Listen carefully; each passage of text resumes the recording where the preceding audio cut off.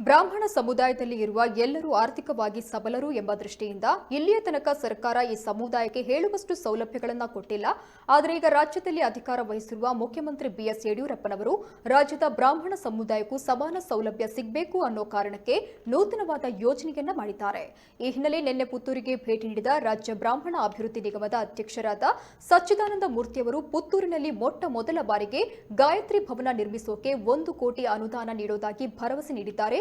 ಈ ಕುರಿತಾಗಿ ಮಾತನಾಡಿದ ಶಾಸಕ ಸಂಜೀವ ಮಠಂದೂರು, ಬಡ ಬ್ರಾಹ್ಮಣ ಸಮುದಾಯಕ್ಕೆ ಒಂದಷ್ಟು ಚಟುವಟಿಕೆ ಮಾಡಲು ಭವನದ ಅವಶ್ಯಕತೆ ಇದೆ. ಈ ಬಗ್ಗೆ ಅಧ್ಯಕ್ಷರಲ್ಲಿ ಬೇಡಿಕೆ ಇಟ್ಟಾಗ ಅವರು ಸಂತೋಷದಿಂದ ಒಪ್ಪಿಕೊಂಡಿದ್ದಾರೆ.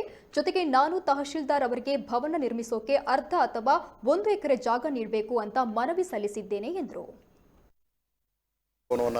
ಕಟ್ಕೊಳ್ಬೇಕು ಅಂತ ಕೇಳಿದ್ರು. ಈಗಾಗಲೇ ಅವರು ಸರ್ಕಾರದಿಂದ ತಹಸೀಲ್ದಾರ್ಗೆ ಈಗಾಗಲೇ ಲೆಟರ್ ಬರೆದಿದ್ದಾರೆ.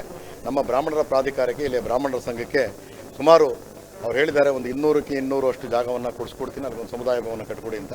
ಹಾಗೆ ಆ ಸಮುದಾಯ ಕಟ್ಟೋದಕ್ಕೆ ಪ್ರಥಮ ಆದ್ಯತೆಯಾಗಿ ನಾನು ಕೊಡ್ತೀನಿ ಅಂತ ಜೊತೆಲಿ ಪುತ್ತೂರು ದಕ್ಷಿಣ ಕನ್ನಡ ಜಿಲ್ಲೆಯ ಒಂದು ಸಬ್ ಡಿವಿಷನ್ ಕೇಂದ್ರ, 4 ತಾಲೂಕಿನ ಒಂದು ಕೇಂದ್ರ ಆಗಿ ಪುತ್ತೂರು ಇವತ್ತು ಭಾಳಷ್ಟು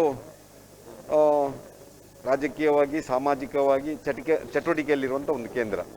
ಅದರ ಜೊತೆಯಲ್ಲಿ ಹೆಚ್ಚು ಬ್ರಾಹ್ಮಣ ಸಮುದಾಯ ಇರುವಂಥ ಒಂದು ಭಾಗ ಪುತ್ತೂರು. ಈ ಪುತ್ತೂರಿನಲ್ಲಿ ಒಂದಷ್ಟು ಬಡ ಬ್ರಾಹ್ಮಣರು ಆ ಸಮುದಾಯಕ್ಕೆ ಒಂದಷ್ಟು ಚಟುವಟಿಕೆಯ ಕೇಂದ್ರ ಆಗಬೇಕು. ಅಲ್ಲಿ ತಮ್ಮ ಧಾರ್ಮಿಕ, ಸಾಂಸ್ಕೃತಿಕ, ಸಾಮಾಜಿಕ ಚಟುವಟಿಕೆಗಳನ್ನು ಮಾಡಲಿಕ್ಕೆ ಆ ಒಂದು ಸಮುದಾಯ ಬೇಕು ಎನ್ನುವ ದೃಷ್ಟಿಯಿಂದ ಗಾಯತ್ರಿ ಭವನದ ಬೇಡಿಕೆಯನ್ನು ನಮ್ಮ ಬ್ರಾಹ್ಮಣ ಮಂಡಳಿಯ ಅಧ್ಯಕ್ಷರಾದ ಸಚ್ಚಿದಾನಂದ ಮೂರ್ತಿ ಅವರಲ್ಲಿ ಇಟ್ಟಾಗ ಬಹುಶಃ ಸಹರ್ಷದಿಂದ ಒಪ್ಪಿ 1 ಕೋಟಿ ಅನುದಾನವನ್ನು ಕೊಡ್ತೇನೆ. ಅದಕ್ಕೆ ಹೆಚ್ಚುವರಿಯಾಗಿ ಆದರೆ ಬಹುಶಃ ಇನ್ನೊಂದಷ್ಟು ಸಂಘ ಸಂಸ್ಥೆಗಳ ಮುಖಾಂತರ ಒಂದಷ್ಟು CSR ಫಂಡಿನ ಮುಖಾಂತರ ಅದನ್ನು ಭರ್ತಿ ಮಾಡುವಂಥ ಕೆಲಸವನ್ನು ಮಾಡ್ತೇನೆ ಅಂತ ಭರವಸೆ ಮಾಡಿದ್ದಾರೆ.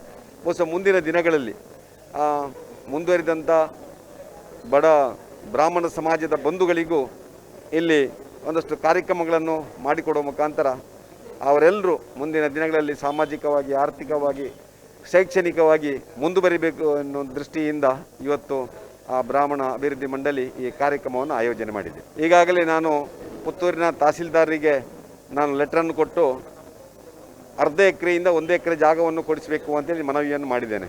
ಅದೇ ರೀತಿಯಲ್ಲಿ ಬ್ರಾಹ್ಮಣ ಅಭಿವೃದ್ಧಿ ಮಂಡಳಿಯ ನಮ್ಮ ಯಾರು ಎಡಿಷನಲ್ DC ಅಲ್ಲಿಯ ನಿಮ್ಮ ಕಾರ್ಯಾಧಿಕಾರಿಯವರು ಅವರಿಗೂ ಮನವಿಯನ್ನು ಕೊಟ್ಟಿದ್ದೇವೆ. ಅವರ ಮುಖಾಂತರ ಕೂಡ ಬರ್ತದೆ. ಅದು ಬ್ರಾಹ್ಮಣ ಅಭಿವೃದ್ಧಿ ಮಂಡಳಿಯ ಹೆಸರಲ್ಲಿ RTC ಆಗಿ ಅದರ ಹೆಸರಲ್ಲಿಯೇ ಕಟ್ಟಡ ಇರ್ತದೆ. ಯಾವುದೇ ಖಾಸಗಿ ವ್ಯಕ್ತಿಯಾಗಲಿ ಯಾವುದೇ ಸಂಘ ಸಂಸ್ಥೆ ಹೆಸರಲ್ಲಿ ಇರೋದಿಲ್ಲ, ಸರ್ಕಾರದ ಹೆಸರಲ್ಲಿ ಅದು ಇರ್ತದೆ. ಸರ್ಕಾರದ ಸೊತ್ತಾಗಿ ಮುಂದಿನ ದಿನಗಳಲ್ಲಿ ಸಾರ್ವಜನಿಕರಿಗೆ, ಬಡ ಬ್ರಾಹ್ಮಣ ಸಮುದಾಯದ ಬಂಧುಗಳಿಗೆ ಅದು ಲಭ್ಯವಿರುತ್ತದೆ.